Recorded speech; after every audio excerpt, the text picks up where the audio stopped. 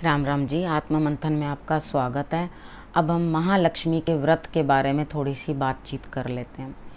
महालक्ष्मी का व्रत जो है वो 16 दिन का होता है, यानी कि 13 तारीख को जिस दिन राधा अष्टमी थी उस दिन से ये व्रत लोग रखते हैं। जो रख सकते हैं वो पूरे व्रत रखते हैं, जो लोग नहीं रख सकते वो सूत्रे उसी दिन से बांध लेते हैं। अपना अपना सबका रिवाज है, रिचुअल होता है अपना अपना। जिस तरह से भी आपके यहाँ बड़े जो हैं मान्यता देते हैं, वो कहते हैं 16 दिन का व्रत रखो तो 16 दिन का रखो। वो सूत्रे पहले से बंधवा देते हैं तो बांधो। अब सूत्रे कैसे बनाए जाते हैं?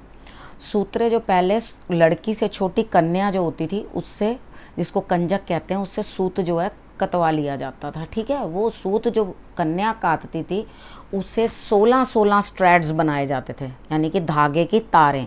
जैसे धागा 1 2 3 4 5 6 इस तरह से करके 16 बार उसको जो है लपेट लिया जाता था। लपेटने के बाद उसके ऊपर 16 गांठें बांधी जाती थी।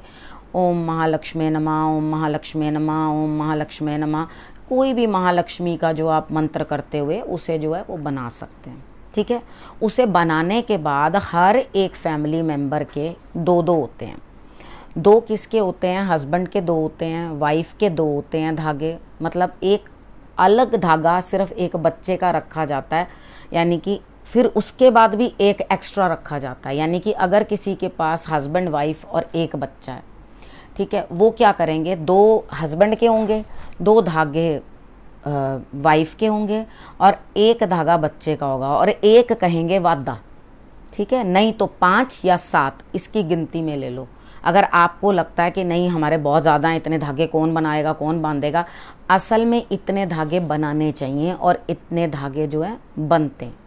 ठीक है, जिन लोगों में भी रिवाज पहले से है वो भी सूत्रों की गांठ नहीं लगाते।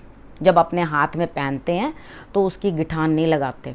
ठीक है, क्योंकि वो गिठान जो है एक्स्ट्रा हो जाएगी। सिर्फ लपेटने होते हैं, ऐसे करके, ऐसे सिर्फ लपेट के एक उसके अंदर टग कर दो। ठीक है, अब ये सुबह जब सरगी खानी है, जो आपकी सास ने दी है, जिनकी सास नहीं है उनके लिए, जो भी सास तुल्य हैं, माता तुल्य हैं, वो दे सकते हैं सरगी। ठीक है, हमारे यहाँ तो पंजाबियों में सास भी देती है और माँ के यहाँ से भी कुछ ना कुछ ज़रूर मिलता है, दोनों साइड से मिलता है। ठीक है, तो वहाँ पर क्या होता है कि वहाँ वो लोग कहते हैं, पेरेंट्स कहते हैं लो बेटा अपने लिए व्रत की तैयारी कर लेना। उधर मदर इन लॉ कहती है, तो मदर इन लॉ को बया दिया जाता है फिर उसके बाद। ठीक है, जिस तरह करवा चौथ का करते हैं, सुबह उठ के सरगी खाई जाती है। आपका जो मन करे सरगी के अंदर आप खाओ। ठीक है, आप लेकिन होना सब वेजिटेरियन ही चाहिए, वो तो आप समझ ही गए होंगे। तो आपका जो इच्छा करती है, जो आपकी बॉडी आपको अलाउ करती है, वो आप मॉर्निंग के अंदर खा लो। और खाना कब है? तारों की छाँव में। ठीक है, तारों की छाँव के अंदर आपने खाना है। खा पी कर अपना आराम से पूजा पाठ करो, अपनी जो पूजा पाठ करनी है। मंदिर जाना चाहते हो मंदिर जाओ, लेकिन सारी सुहाग की चीज़ें जो हैं आपने ज़रूर पहननी है। ठीक है, ना तो कलाइयाँ खाली रहें, ना उंगलियाँ खाली रहें, और ना उसके बाद माथा सूना रहे। बिंदी भी लगानी है, सिंदूर भी लगाना है। कम से कम 5 बार जो है सिंदूर 5 टाइम्स करके अपने मांग में आपने लगाना है। ठीक है, वो मॉर्निंग में ही लगा लेना सरगी खाने से पहले। ठीक है, अच्छी तरह से बैठ करके परिवार सहित, अपने परिवार को, जितने भी जी हैं आपके परिवार के अंदर, उन सबको बिठा लो अपने साथ और सब जो हैं वो खाएं। ठीक है, सब मिलजुल के सरगी खाओ। और अगर जैसे जो बच्चे हैं वो सो जाते हैं, नहीं उठना चाहते, नहीं मम्मी अभी नहीं, अभी नहीं, बाद में, तो उनको भी उठाओ और उनको आदत डालो उस चीज़ की, चाहे वो थोड़ा सा ही चखें, लेकिन वो प्रसाद है, उन्होंने खाना ज़रूर है। आप पहले सारा भोग माँ के लिए निकाल लेना, माँ लक्ष्मी के लिए भोग निकाल लेना। ठीक है, और उसके बाद आपने जो सरगी खा ली, हो गई। शाम के 4 बजे जो है कथा है। ठीक है, कथा शाम को 4 बजे होगी। जब आप 4 बजे कथा करोगे तो उस समय में जो आपने निकाला हुआ है वो सुबह तो मंदिर में दे आए होगे। उसके बाद आपका दिल करता है मट्ठियाँ, मीठी रोटी बनाते हैं, रोट बनते हैं 16 जो हनुमान जी को चढ़ते हैं, गुड़ और आटे को मिलाकर। देसी घी डालो, बीच में गुड़ डालो, उसके बाद आटा डालो, इनको मिला लो। इच्छा हो तो ड्राई फ्रूट भी डालो। और उसके बाद एक पॉलीथिन ले लेना, क्योंकि वो वैसे बिलती नहीं है, क्योंकि मीठा ज़्यादा हो जाता है, घी ज़्यादा हो जाता है। एक पॉलीथिन का रैप लेके उसके अंदर बेल के, बेलने से, और उसके बाद तवे पे पास खड़े रहकर सारे सेकने हैं। और हर एक रोटी के ऊपर अपनी रिंग उतार लेना गोल्ड की।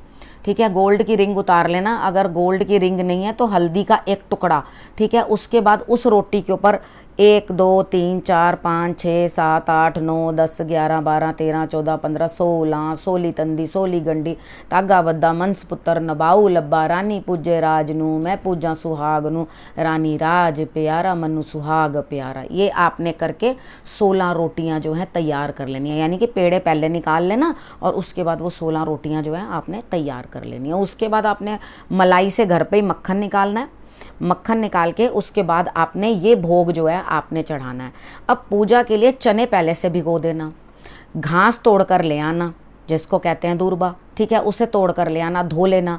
ये सब चीज़ों की तैयारी आपने पहले करके रख लेनी है। काले चने जो हैं वो भिगोने हैं, सफ़ेद चने नहीं भिगोने, ठीक। उसके बाद एक थोड़ा सा हल्दी डाल करके आटा 1 कटोरी भर गूंद लेना, उसके छोटे छोटी गोलियां बना लेना, इतने इतने पेड़े, ठीक है, वो बना लेना।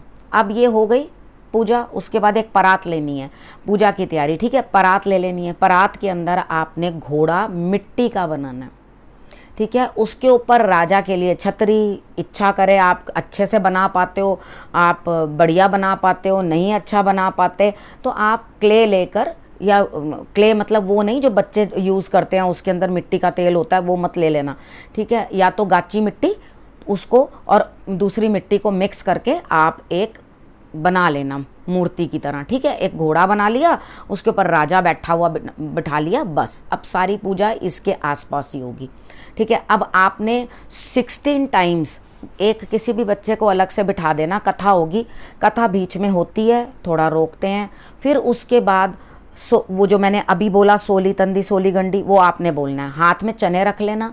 उसके बाद जो आटे की गोलियां बनाई हैं उसे बेर बोलते हैं, ठीक है। अब घास के वो लेके आपने उसके साथ ऐसे ऐसे करके सोली तंदी सोली गंडी बोलते जाना है। तागा बद्दा मंस पुत्र नबाऊ लब्बा रानी पूजे राज नू मैं पूजा सुहाग नू रानी राज प्यारा मनु सुहाग प्यारा। ये करके आप धीरे धीरे 16 टाइम्स जो हैं आप करते जाएंगे, ठीक है। ये करने के बाद आपने जो रोट बनाए हुए हैं वो आपने भोग के तौर पे आगे रख देने हैं, ठीक है।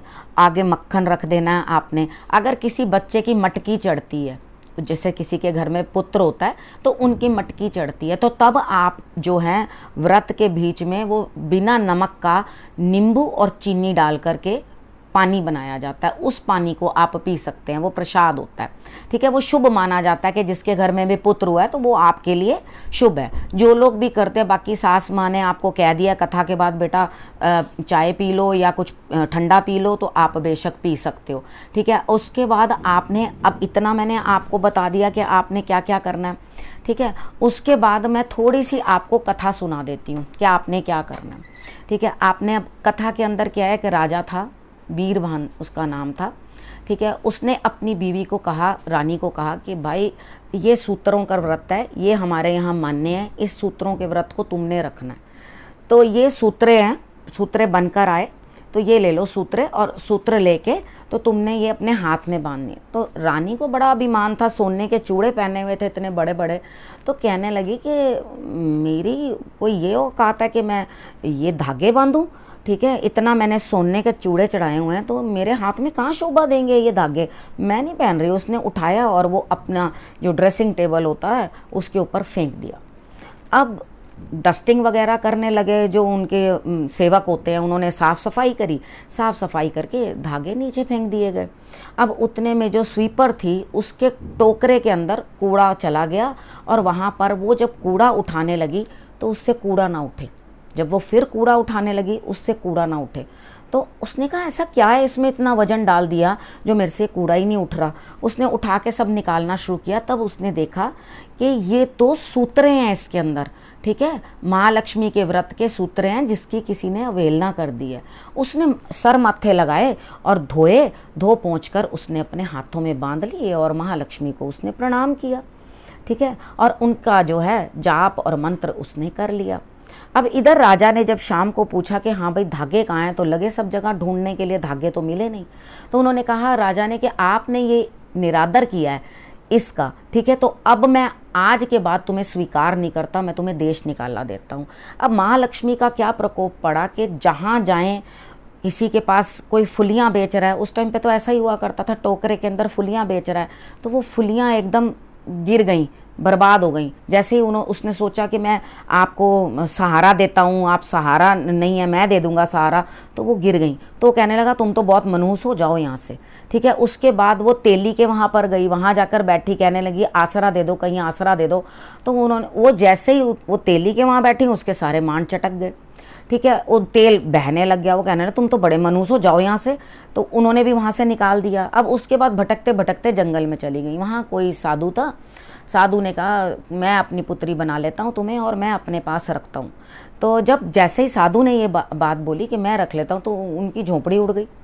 अब उन्होंने कहा कोई बात नहीं, लगता तूने बहुत बड़ा कोई बेटे अपराध किया। क्या अपराध किया, बैठ मुझे और मेरे को समझा। मैं तो साधु आदमी हूँ, कुटिया ना भी मिली तो मैं तो पेड़ के नीचे बैठ जाऊँगा, मुझे कोई दिक्कत नहीं है। तो उन्होंने बोला बेटा तूने ऐसा क्या अपराध किया जिसके कारण तुझे इतना जो है श्राप मिल रहा है। उन्होंने कहा मैंने महालक्ष्मी के व्रत का जो है निरादर किया। उन्होंने कहा वाकई तू बिल्कुल कहाँ बैठी हुई और रानी बनी हुई बैठी हुई, और तू कहाँ आ गई। कोई बात नहीं बेटे, मेरे पास रह, धीरे धीरे झोपड़ी भी बना लेंगे हम दोनों मिलके। तो झोपड़ी बनाएंगे, उसके अंदर तुम आराम से, जब मैं जाऊंगा भिक्षा लेने के लिए या मैं जाऊंगा बाहर, तो तब तुम उसके अंदर विश्राम करना। मेरे लिए तो कोई दिक्कत नहीं है, तुम्हारे लिए ज़रूरत है। तो जैसे तैसे करके वो बाबा जी ने जो है वापस झोपड़ी जो है निर्माण कर दिया। अब हर बार वो महालक्ष्मी से माफ़ी मांगती रही। अगला साल आया, जब महालक्ष्मी के व्रत आने लगे तो उसने पहले से ही कहा पिताजी, क्योंकि उन्होंने उनको पाला, एक साल अपने पास रखा, तो उन्होंने कहा पिताजी मैं जो है आपके लिए बहुत प्रेम रखती हूँ आपसे, और आपसे एक इजाज़त चाहती हूँ कि मैं माँ लक्ष्मी का व्रत रख लूँ, क्योंकि मैंने खंडन किया था। उन्होंने कहा हाँ पुत्री, बड़े शौक़ से तुम रखो, कोई दिक्कत नहीं है। उन्होंने सूत्रे बना कर दिए और कहा कि इस तरह से करके जो है तुमने व्रत रखना है। तो उन्होंने कहा ठीक है। अब मक्खन दिया, उन्होंने कहा मक्खन निकाल ले और गुड़ की रोटियां जो है वो तुम बना लो। वो बैठ के गुड़ की रोटियां बना रही थी, अचानक एक सैनिक जो है वो रोता रोता वहाँ पर आ गया। आके कहने लगा माँ मेरी आप मदद करोगे, माँ मेरी मदद करोगे। उन्होंने कहा क्यों, क्या हुआ, क्या ऐसा क्या हो गया।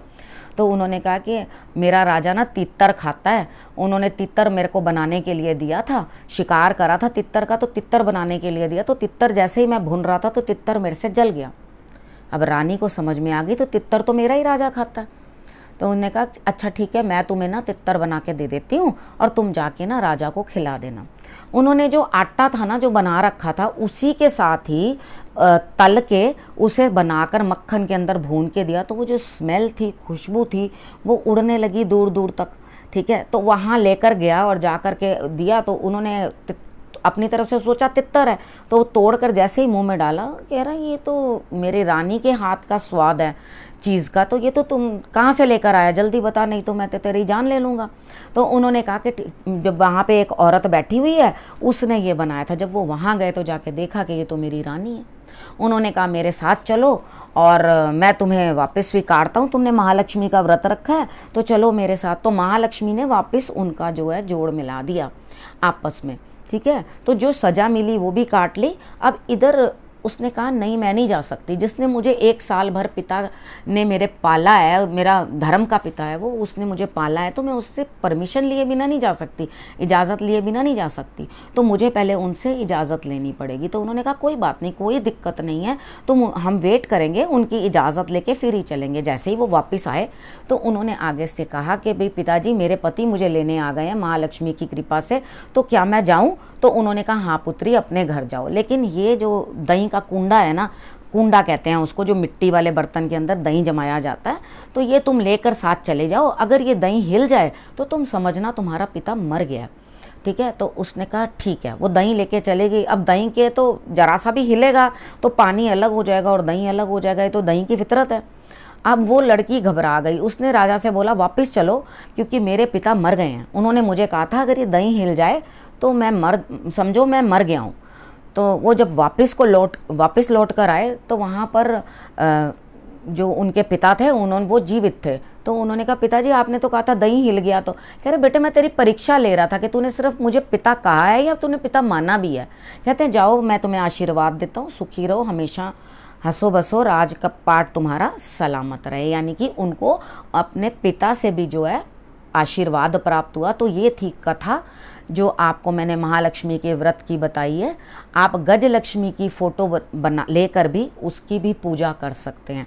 अब कथा भी हो गई, अब इसके बाद क्या करना है? कथा के बाद अब आपने आटे वाले बेर लेने हैं, उसमें चने का एक दाना लगाना है। उसके बाद बेरी का पेड़ ढूंढना है। आपने बेरी के पेड़ पे कांटों पे मत लगा देना, ठीक है, जो उसकी स्टेम है ना उस पे लगाना, और वहाँ बोलना बेरिए नी बेरिए तन्नू फल लगन बथेरे, तन्नू पत्तरां दी छां मन्नू पुत्तरां दी छां। इसका मतलब है बेरी तुम्हारे ऊपर बहुत फल लगें, तुझे पत्तों की छाएं हैं, और मेरे ऊपर मेरे पुत्रों की छां बनी रहे। पुत्र पुत्री एक ही हैं, कोई दिक्कत नहीं है। जिसका दिल करता है ये व्रत रखने को अपनी पुत्री के लिए भी, वो भी रख सकते हैं, ठीक है, कोई भी ऐसी दिक्कत नहीं है, दोनों समान है, ठीक है। आपको इस चीज़ का कोई वहम करने की ज़रूरत नहीं कि सिर्फ पुत्र है तो ही करूं, नहीं है तो नहीं करूं। आपकी पुत्री भी है तो भी आप बड़ी खुशी से इस चीज़ को रख सकते हो। अगर आपके पास संतान भी नहीं है तो भी आप महालक्ष्मी से जो है अपने लिए संतान मांग सकते हो, ठीक है। आपको सारी चीज़ समझ आ गई? अगर कुछ भी डाउट हो तो आप मुझे कमेंट बॉक्स में लिख के पूछ सकते हो, ठीक है। अब इस विषय को मैं यहीं समाप्त करती हूँ। अगले विषय के साथ फिर से आपके पास आऊँगी, तब तक के लिए नमस्कार।